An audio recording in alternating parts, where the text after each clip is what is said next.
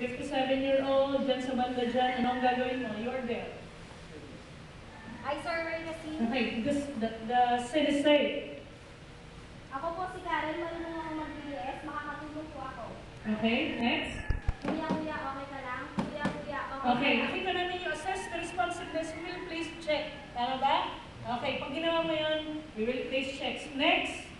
Ikaw po, kuya nakakulay green, pumunta ka po sa pinakamalapit na hospital, sabihin mo may bumulagta rito, kumuha po ng AED at bumalik ka po sa akin. Okay, you activate emergency response system, di ba? Activate medical assistance. Ginawa niya, we will place check. Okay, next. 1,001, Okay, anong mali sa ginagawa ni Karen? Listen, Karen, sana.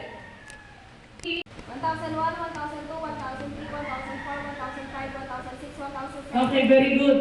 Habang nag-check siya ng pulso, tinitignan niya din kung tumataas o bumababa yung dibdib, plus the color of the patient. Okay, pag nagawa niya yung check pulse for no more than 10 seconds, we will place check. Okay, next. Number 4, walang pulso, walang paghinga, sasabihin ng preceptor. You will start CPR. Hanapin mo yung in between the pulse, center of the bare chest, ilalagay mo, hand placement. Nakikita niyo dito, number 4, di ba may, ang tawag dito? Bullet. Bullet. Okay, first bullet is cycle 1. So cycle 1 siya. Ibig sabihin, ay nasulat, correct compression, hand placement. Pag nilagay niya yung kamay niya dun sa proper location, we will place check. Tama? Okay. Then she will start CPR. Okay. 1, 2, 3, count. 5, 6, 7, 8, 9, 10, 11, 12, 13, 14, 15, 16, 17, 18, 19, 20, 21, 22, 23, 24, 25, 26, 27, 28, 29, 1. Okay, stop. Stop. Makita niyo dito, sabi dito at least 100 compressions per minute. Each set of 30 compressions should be in 18 seconds or less. Sabihin, habang nagko-compress siya, tinatimeran namin yan, ha? Sige, Karen, go on the second cycle. Count. 1, 2, 3, 4, 5, 6, 7, 8, 9, 10, 11, 12, 13, 14, 15, 16, 17, 18, 19, 20, 21, 22, 23, 24, 25, 26, 27, 28, 29, 2. Okay, stop. Ilan? 13 seconds. Pasok sa 18 seconds or less. Okay, Yes. pressure, effective. Yung ginawa niya. Lalagay namin dun sa cycle ito na ginawa niya yung time. Lalagay namin 13.2 seconds niya nagawa. Then we will place check. Okay, number 4, di ba nagko-compress siya on the third cycle, di ba? 30, tapos bubuga siya. 30, bubuga. 30, bubuga. Sa pangatlong cycle, di ba nagbibigay siya ng compression. Narinig niyo yung flicker? Yes. These are parameter that you meet yung 2 inches in depth. Tama? Okay. Ang sabi dito, at least 23 out of 30. Ibig sabihin pala, makapag-compress ka ng 23, di ba 30, no? Effective CPR na pa rin pala yun. I-check-checkan pa rin namin. Halimbawa, paano namin ma-quantify ito? Pag nag-compress si Karen, may mga sumasablay na compress, di ba?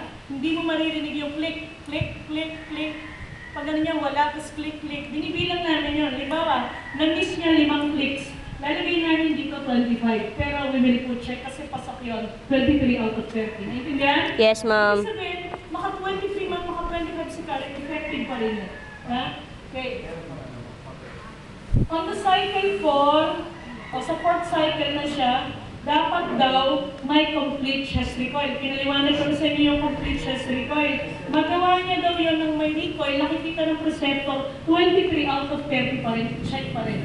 Okay? Naintindihan? Yes. Okay, cycle 5, minimize chest interruptions. Give 2 breaths with pocket mask. Supposed to be dapat, hawak niyo dito is pocket mask. Ha? Unfortunately, very limited lang yung pocket mask namin. Yan na isa lang. Kaya as participant, bubugahan niyo yung langis. Kaya we ask you to provide Alcohol. di ba, and wipes para punasan, ha? Para hindi niyo malasahan yung laway ni Kurt. Arr. Ew. Ay, ganyan. Pero, in this scenario, if you're the rescuer, dapat meron kang protective barrier, di ba? Na hindi lalapat yung bibig mo sa bibig ng pasyente, dapat may ganyan. Ay, aangat. Okay, sinasabi lang, pag binugahan ni Karen at hindi umangat, ang possibility nun may barang.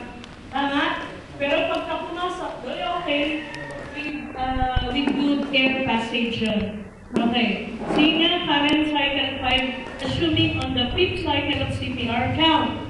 1, 2, 3, 4, 5, 6, 7, 8, 9, 10. Eh, saan na tinignan mo kung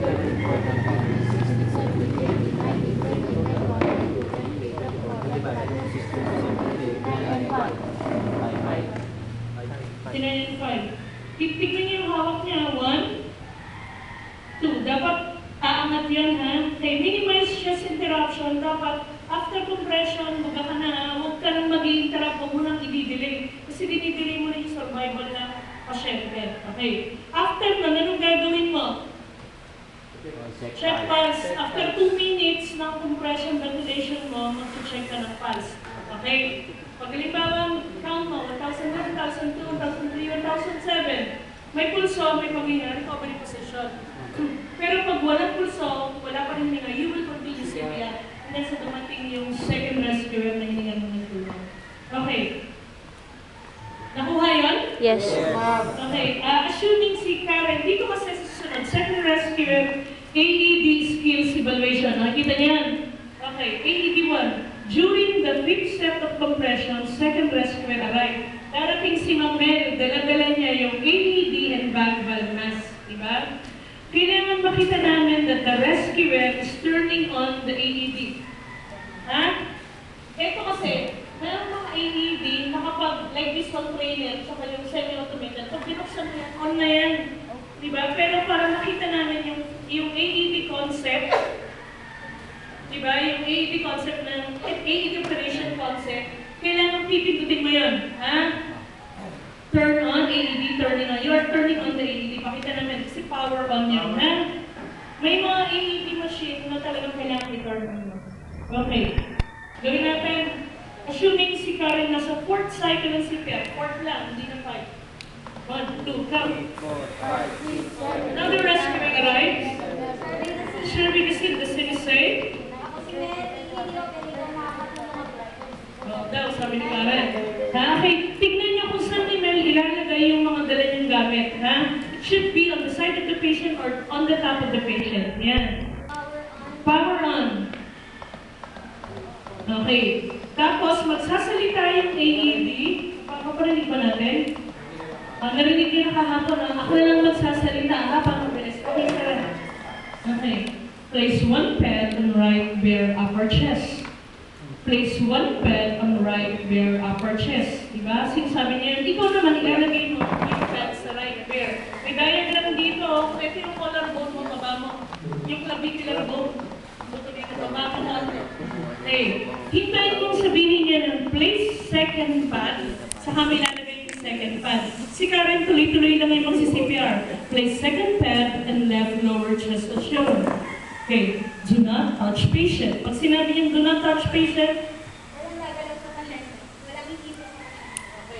analyze rhythm, shock advice, charging, stay clear of the patient. Magbibigay ako ng shock sa tatlo. Isa, dalawa, shock. Shock delivered. It is now safe to touch the patient. Start CPR. Who will do the CPR? The AED operator. Okay, tuloy. Okay, stop. Okay, how will we grade you? Di ba dito sabi niya, during the 5th set of compression, ibig sabihin, lahat ni, eto dito kayo grade na, tingnan niyo, isa-isa natin. Dumating yung AED operator, dala-dala niya yung bag valve mask plus the AED. Second rescuer turns on the AED. I'll turn on the AED. Sabi mo na? Power on. Power on. Kailangan marinig natin yun. We will both check. Okay. Number 2 is select proper AED pads correctly. Sabi niya, place 1 pad, nilagay mo, place 2nd pad. Pag tama yung pagkakalagay mo, we'll put check. Ibig sabihin, pag mali yung nilagay mo, paulit-ulit siya. Place 1 pad or attach pads. Attach pads. Paulit-ulit yung pag mali mo siyang nilagay. Pag tama, check. Clears victim, AED 3. Listen, huwag mo na kayong tumingin dyan. Dito kayo tumingin, no? Ha? AED 3, clears victim to analyze must be visible and verbal check. Pag sinabing visible, nakikita namin kayong gumaganon. No one touches or walang gagalaw sa pasyente. Gagawin mo yan. And verbal, binaboses mo. Sinasabi mo, ha? Kailangan marinig namin yun. Pag ginawa mo yun, visible and verbal, we'll please check. Clear victim to shock, press the shock button. Pag nakita namin at sinabi niya, I'm going to shock on 3, or pipindot ako sa pangatlo, sa dalawa, tatlo. Pag nakita namin yan, we will place check on the AED operator. Dalawa kayo dito eh. Yung first part, siya ang dinagdagan ko. On the second part, eto naman yung AED. Nakuha? Yes, ma'am. Then, nagpapalitan siya dyan. Both rescuer resume high quality CPR. Second rescuer, give 30 compression. Siya yun, di ba? Tapos yung first rescuer, magbibigay ng buga. Di ba? Through valve mask. Pag nagawa niyo yun, at naglilipatan kayo ng you are turning on or you are switching properly, you will put check and you will pass the AED, the CPR AED skill sheet for an adult patient. Naintindihan? Naintindihan? Okay. Kung makikita niyo, be cautious enough, be lenient enough na tingnan niyo kung paano yung hawak nila ng mga machine.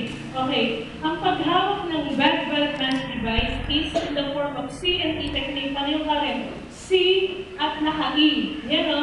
C at naka-E. Ang titignan nyo, yung ginagawa nila yung mga pang-medical. Pag yung, iba yung valve mask, yung mask niya, yung pointed one should be placed on the nose part. Sa ilong, ilalagay. Hindi pwedeng magkabaliktad na ganyan, ha? Pag-adult yung pasyente. And dun sa, yung white part should be dito sa may mandible. Ganun lagi, ha? Pero, ang adult mask is pwede rin gamitin pag child. O mas maliit, babalik ka rin mo lang yan. Pag child ang pasyente mo, pwede mong balik ka rin ito. Ha? Child or infant, pwede mong balik ka rin. Ha? Para sa mouth. Naintindihan?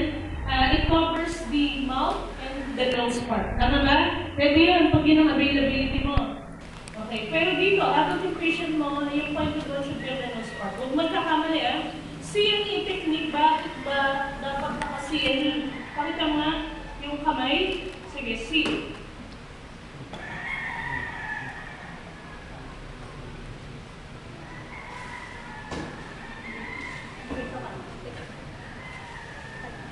Yan. Ito yung C, ito yung E, di ba? Bakit C? Di ba sabi, it should be sealed on the mouth of the patient. Tama ba? Yes. Pag nagbuga ka sa pasyente, kailangan naka-sealed. Walang leakage, air leakage, para fit. Ba nakaganyan? Kasi ito, pinipress mo siya para mag-seal. Ito, pinipress mo rin siya. And naka-head tilt chin lift maneuver. Yan, ganyan na. Makikita? Ganyan yung position niyo mamaya. Okay. Ano ba yung mga placement? Pagpasok ni isa, yung AED machine should be on the head part of the patient, the victim. Kailangan yung mga critical mistakes zone yung gagawin. Yung binabatak-batak niyo yung pasyente, lalaktawan niyo yung pasyente, the rescuer should adjust with the patient. Ha? Kayo yung mag-adjust. Kung napunta yung pasyente doon, kayo yung umusog sa pasyente. Naintindihan? O, ganun ang rescuer. Okay, uulitin natin from the start.